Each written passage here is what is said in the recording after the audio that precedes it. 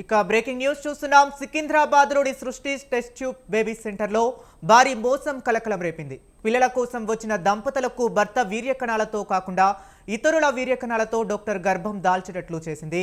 పుట్టిన బాబుకు క్యాన్సర్ రావడంతో తల్లిదండ్రులు అనుమానంతో DNA పరీక్షలు చేయించగా అసలు విషయం బయటపడింది.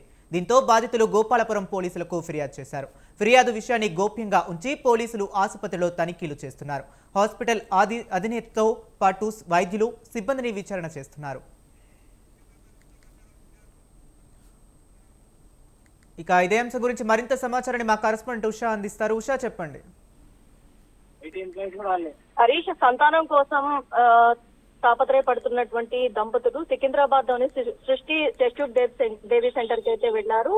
అక్కడ జరిగినటువంటి మోసం ఏదైతే టెస్ట్ ట్యూబ్ బేబీ అనేసి ఇటీవల కాలంలో మనం చూసుకున్నట్టయితే సంతానం లేని దంపతులకు IVF అని, టెస్ట్ ట్యూబ్ అని, అలాగే సరోగసి అని రకరకాల పేర్లతో ఆసుపత్రుల్లో చికిత్సలు ఇస్తాము, వెంటనే గర్భం దాలుస్తారు అన్న కోణంలో కూడా వారిని మభ్యపెట్టి వారి దగ్గర చాలా వరకు కూడా నగదు గుంజుకుంటున్నటువంటి దృశ్యాలని మనం చూస్తూ ఉన్నాము. ఇటీవల ఇలాంటి దారుణాలు చోటు చేసుకుంటూనే ఉన్నాయి. గతంలో ఏదైతే మాదాపూర్ లోని IVF సెంటర్ లో వైద్యుల నిర్లక్ష్యం వల్ల కూడా ఈ తరహాలోనే గర్భిణి చనిపోయిన ఉదంతం కూడా చూసుకోవచ్చు. ప్రస్తుతం టెస్ట్ ట్యూబ్ బేబీ సెంటర్ సృష్టి టెస్ట్ ట్యూబ్ బేబీ సెంటర్ ఏదైతే ఉందో తన భర్త శుక్రకణాలతో సంతానం కలిగించాలని వైద్యులను కోరింది. దీంతో డాక్టర్ దగ్గర చికిత్స తీసుకుంది బాధితురాలు. సంతానం కలిగిన తర్వాత పుట్టిన శిశువు ఎవరైతే ఉన్నారో శిశువుకు క్యాన్సర్ రావడంతో అనుమానంతో DNA టెస్టులు కూడా చేయించారు దంపతులు. దీంతో శిశువు DNA తన భర్త DNAతో మ్యాచ్ కాకపోవడంతో బాధితులు వెంటనే గోపాలపురం పోలీస్ స్టేషన్ లో ఫిర్యాదు చేశారు. కేసు నమోదు చేస్తున్నటువంటి పోలీసులు జూలై 26వ తేదీన వైద్య శాఖ రెవెన్యూ అధికారులతో కలిసి టెస్ట్ ట్యూబ్ సెంటర్ లో తనిఖీలు చేపట్టారు.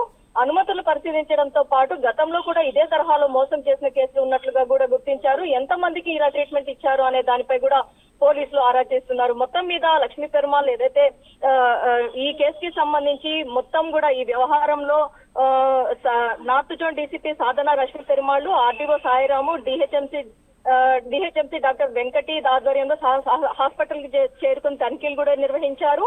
హాస్పిటల్ అధినేతతో పాటు వైద్యులు సిబ్బందిని విచారిస్తున్నారు. బాధితుల వివరాలు కూడా గోప్యంగా ఉంచి పోలీసులు అయితే విచారణ చేపడుతున్నట్టుగా అయితే తెలుస్తుంది. మొత్తం మీద చూసుకున్నట్టయితే ఇటీవల చూసుకున్నట్టయితే మెడికల్ మాఫియా చాలా దారుణంగా ప్రజలను అయితే మోసం చేస్తుంది.